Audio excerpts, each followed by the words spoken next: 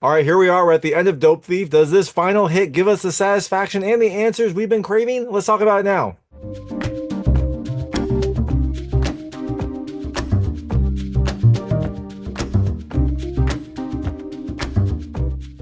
Hey everyone, it's David Stark from Watcher Pass, and we made it to the final hit episode, the final hit of Dope Thief, episode 8, Innocent People. It's coming to Apple TV Plus on April 25th, 2025. It's the conclusion to the Dope Thief miniseries. I don't think there will be any more after this. Apple usually doesn't make additional seasons of these like specific miniseries.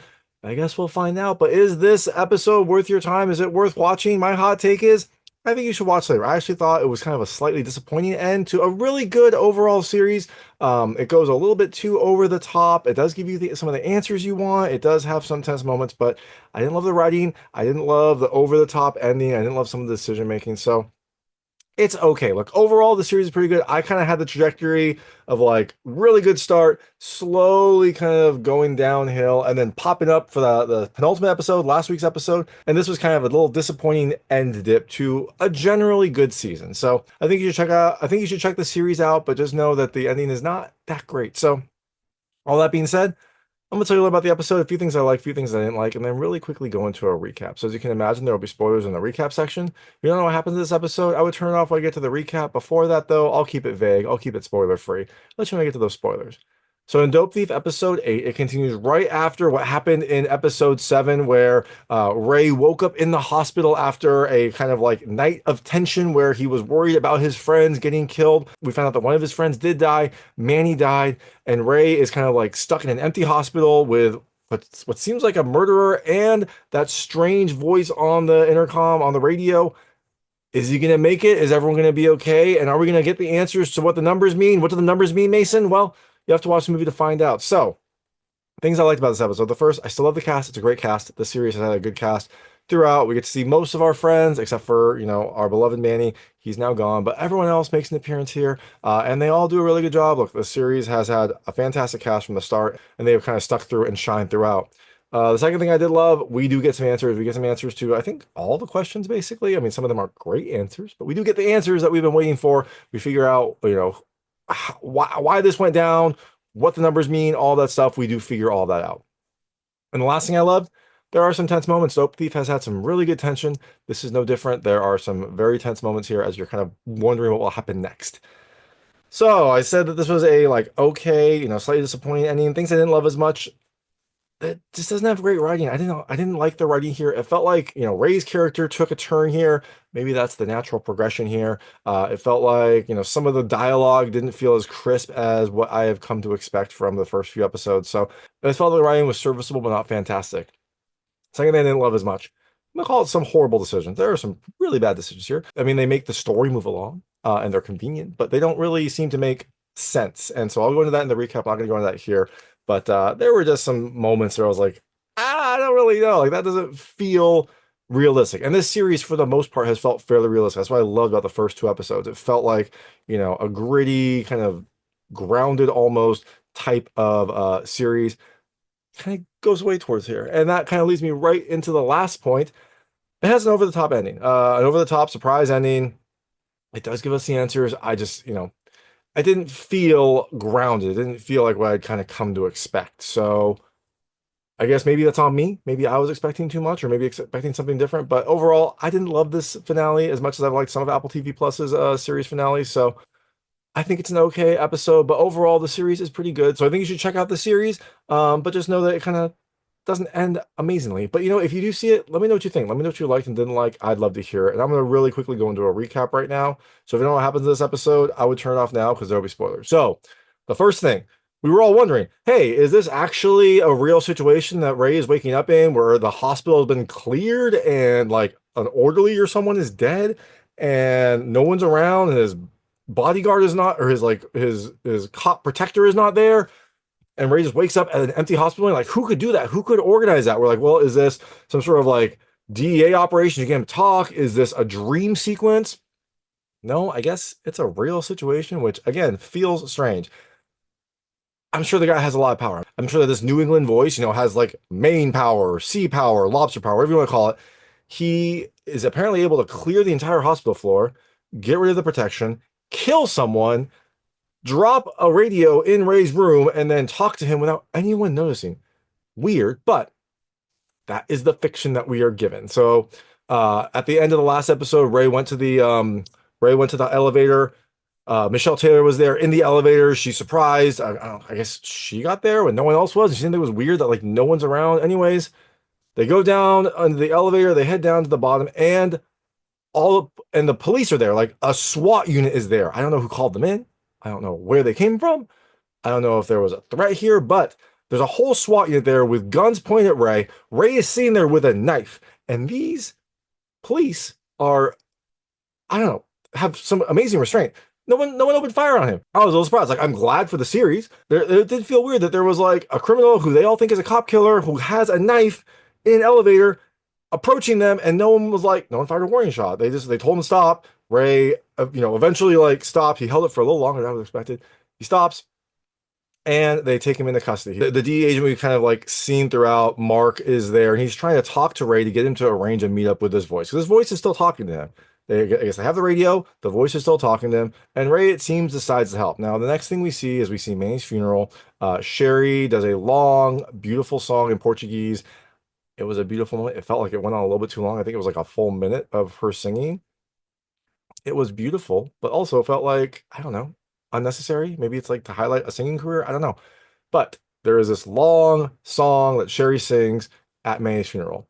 Afterwards, Manny's talking to Sherry, and he tells her to like watch those bills. They're hot, they're not good to have. And she mentions that she still has them. She says that they've been burning a hole in her pocket. I don't think she has them on her, but she's been keeping them safe. And Ray seems a little bit concerned about that. Now, Ray, meanwhile, is doing PT. He's trying to recover. He is now sober. He says the longest he's been sober since he's 15. And we see Sun being interrogated. And we find out that from the cops that Sun's house was in this thing called the deconfliction database. It's a database of houses that the police keep that are kind of under investigation. It's like a house of it's like a do not touch house, because if you've got someone you're doing surveillance on, an informant, something like that, you don't want the police going in and raiding that house and messing up whatever operation or whatever thing you've got going on. Now, apparently, rogue agents can get into the database and add, houses for friends, for favors, for money, whatever you want to call it. And Sun's house has been on the database for 6 years. So a long time. Also explains why Sun, even though he was running like a drug operation in his house, was never picked up by the police. Mina comes and talks to Ray in the hospital. And again, not great for Ray's overall murder prosecution to have like the agent who is, probably a star witness talking to you. Doesn't seem great. But what we do get here is Ray is really sad about Manny's death. It makes sense. They're really good friends. But I don't know. He is really beat up. He says he can't sleep. He calls Manny his partner, which he was his partner, but maybe it was his partner. I don't know. But he seems really, really broken up. Mina basically tells Ray to tell him everything they knew. It's a very emotional scene, but it felt a little bit over the top. Yes, Ray is very upset about Manny's death. Maybe I just handle emotion differently, but he seems very, very upset. Very, very upset. Now, over in the investigation, we meet a new character, this person named Bill McKinty, who is the head of the Boston office.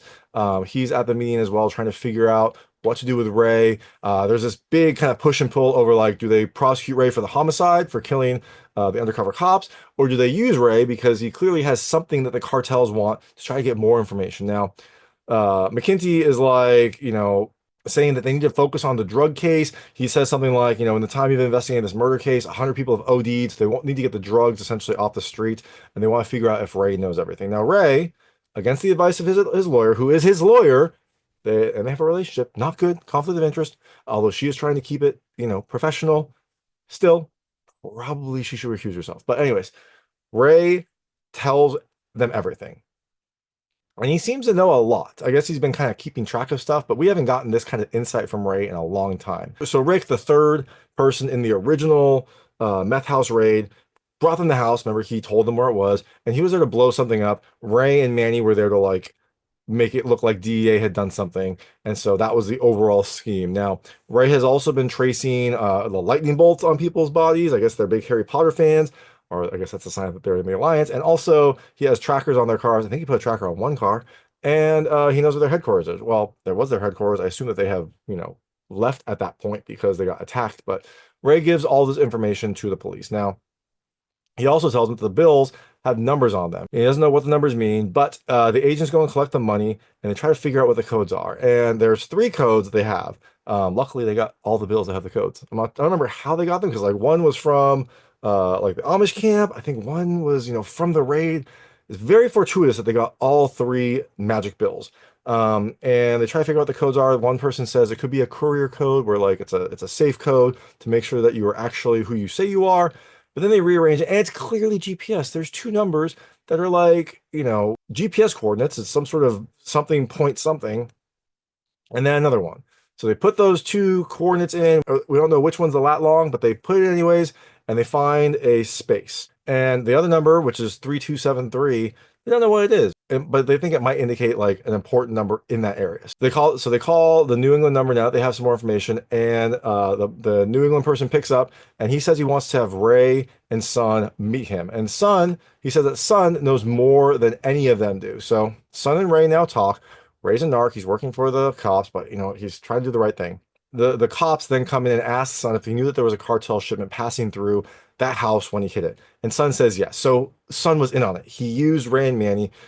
He used them to set up an ambush or something. And this is an indication that Sun has been more informed in this than we thought. So Ray then goes to Michelle Taylor's house and he gets her a record. I guess, they say that Ray and Sun should say their goodbyes because this might be a dangerous operation.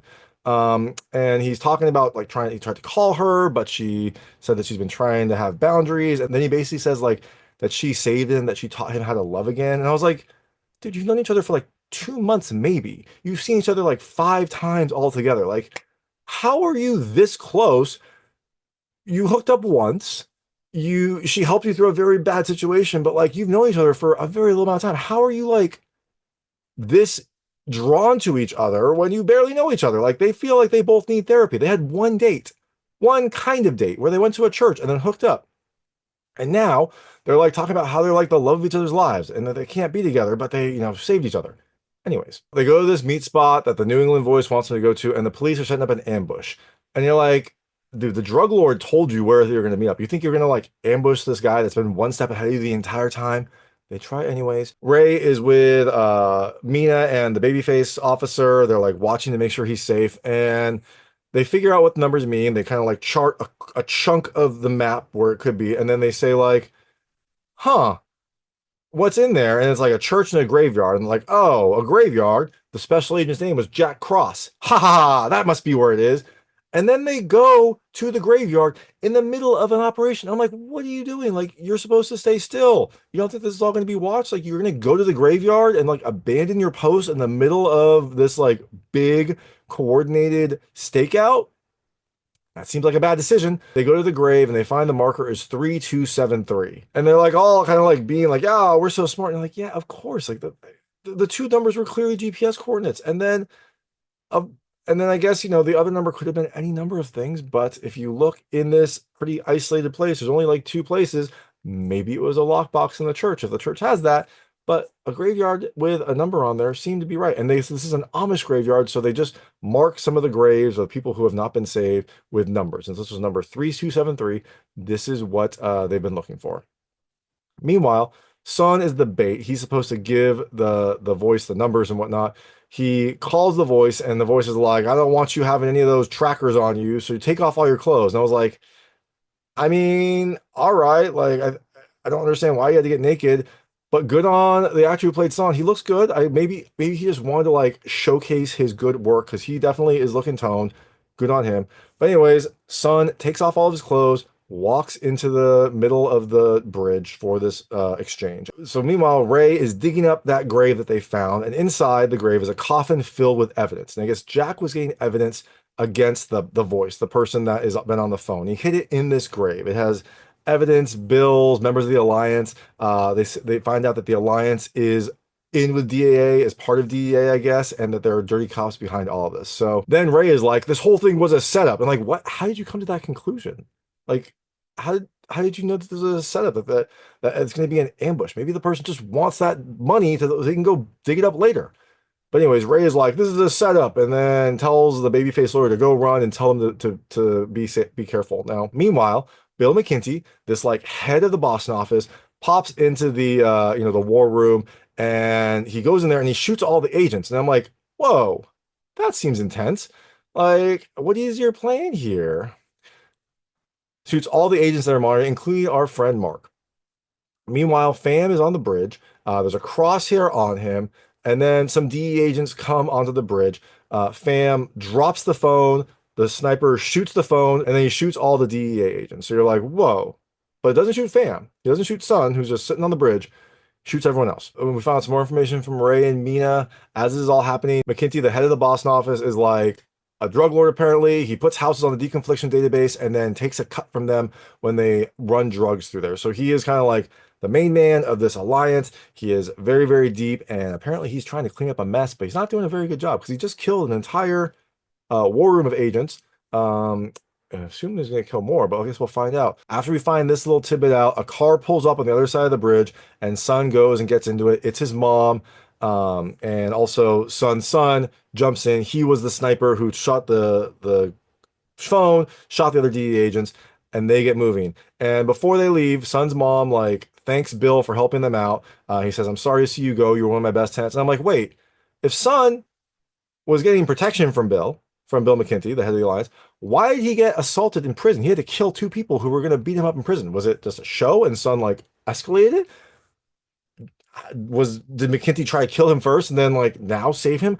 It was weird. It was a cool scene when Sun took them out, but it didn't feel like it would match with Bill McKinty, the head of the alliance, protecting him. Anyways, Sun and his family leave. Bill is left to like clean up the rest of the mess, I guess. And I'm like, what's the plan here? Like, you got a bunch of dead agents. Are you going to like blame it on a rogue agent? Is there some other thing happening? Well, so Mina and Ray bring all the evidence from that coffin to Mina's Winnebago, and they're reviewing it. They're looking over everything, learning more about what Jack did. He put like every cop and every house that was in that deconfliction database that was dirty. He put them all together into one spot. I guess this was his like drop box, essentially. And so they're all looking at this evidence, and then the Winnebago gets shot at. Bill McKinty and some of the alliance members we've known and loved come in and start trying to shoot up at the place. They set the Winnebago on fire, and Bill says on the intercom to Mina that she went rogue. Essentially, she's going to be blamed for all of this, and she gathered all the evidence that he needs to destroy in one place that he can now burn. So they set the Winnebago on fire. They're going to burn up all the evidence, but then Ray is like, "Let me bring this man out," and he like insults him. He insults Bill McKinty, and he's like, "Yo, you're just a coward. You should do this, to my face, except being back there." I don't know. I feel like if you're like this big drug lord, if you've got like people to do stuff for you, if you can like get to anyone, someone telling you you're like a bitch is not going to hurt. Like, it's not going to be like, "Oh, well, let me come out here and show you." Like, no, he's just going to be like, whatever, keep talking. You're going to burn up soon. But I guess this gets Bill out somehow. He comes out from behind a wall where he'd been watching, and that's when Ray's like, "Now!" And Mina shoots Bill, I think in his bulletproof vest. I don't know where the bullet went, but he shoots Bill, and then Ray drives the Winnebago, which can still apparently drive, right up into Bill, smacking him against the wall, killing him. And then the Winnebago blows up. Now, before all of this, it was like a Scooby-Doo kind of ending where Bill McKinty was like talking about all the things he did, all the people he got to. He got to that like pawn shop person where he left the head for Ray and Manny. And then he also admits that he like got Manny killed. He like caused him to overdose. So that did probably piss off Ray. But again, it felt weird. McKinty had everything. Like, why would he even entertain this?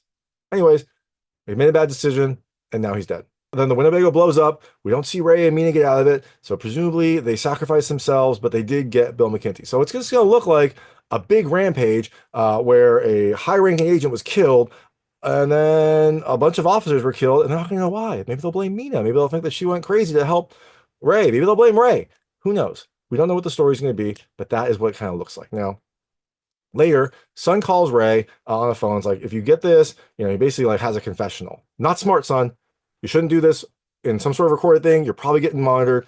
But he calls Ray, and he says basically that Sun had a big territory and he had to get creative to protect it.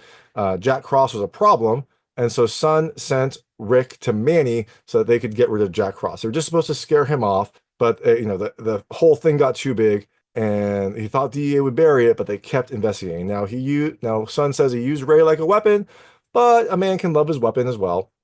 basically saying like he loved Ray even though he had to use him to protect his territory. And then he says like, "Oh, I'm the one who's running now." And you're like, "Dude, you're running in like like a nice Escalade. I'm sure you got plenty of money stashed away. You're not going to be like running for long. I bet Ray and Mina are going to be a much worse case than you." But then son does tell his mom that Ray is like family. So we find out a little bit later what happened. There is we hear over the radio there's a Winnebago on fire about a mile away with four burned bodies in it. And I was like, where did they get the other bodies? The other bodies must be the other Alliance members, but like they weren't shot. Did Ray and Mina go on like a rampage after and kill the other Alliance members and throw them in the Winnebago to burn? I don't know how that happened. I don't know how that worked, but that's apparently the fiction that we're supposed to have. We then see Ray and Mina. They're at a drive-in getting some food. They look a little bit bedraggled. They look a little worse for wear, but I guess they're free. I'm like, what's their plan? Are they just going to run forever? And the last couple lines, again, weren't great. They're sitting there in the truck eating their food, and Ray's like, in some other life, I was watching this truck. This is a callback to at the very start when he saw Mina get out of her truck to like get something from a store and then go back to the meth lab. Ray's like, you were undercover and looked pretty messed up. And then Ray has some food in his beard, and Mina like tells him he tries to clean it, but then Mina cleans it up, and she then tells him, "You're clean." And he's like, "Hallelujah." And so it seems like Ray is finally clean, but is he? He's kind of like a fugitive. You think that they were probably looking for him. They're probably looking for Mina too. I assume the narrative is that Mina and Ray either died in this thing or did something that caused this disaster, and now they're on the run. Maybe they're just trying to lay low because everyone thinks they're dead, so they're playing this to like stay under the radar. I'm like, what's next for them? What are they gonna do? They're gonna like run forever? Are they gonna like go somewhere else and just kind of like stay together? Like, I don't know what their plan is. I guess they're just trying to keep their heads down, but that is the end. That is Dope Thief. I don't know if Ray's mom knows he's alive. I don't know who knows he's alive. I guess it's a happy ending because they figured out what happened. I don't know. It doesn't seem very happy, but hey, what do you think? What do you think of Dope Thief? If you did check it out, let me know what you thought. Let me know what you liked and didn't like. Let me know what I got right and wrong. I'd love to hear it. I liked this series. I thought it had a really fantastic start. Kind of went downhill for a little bit. That last episode before was really good, but then some of the explanation with this conclusion, some of the over the top moments just felt a little bit too much. So I still think you should watch the series. It's a good series, just not as good as I was hoping it to be. So that is Dope Thief episode 8. If you like this review, please like and subscribe to this channel. It helps me out a lot. Make sure all my new content goes straight to you. Thank you.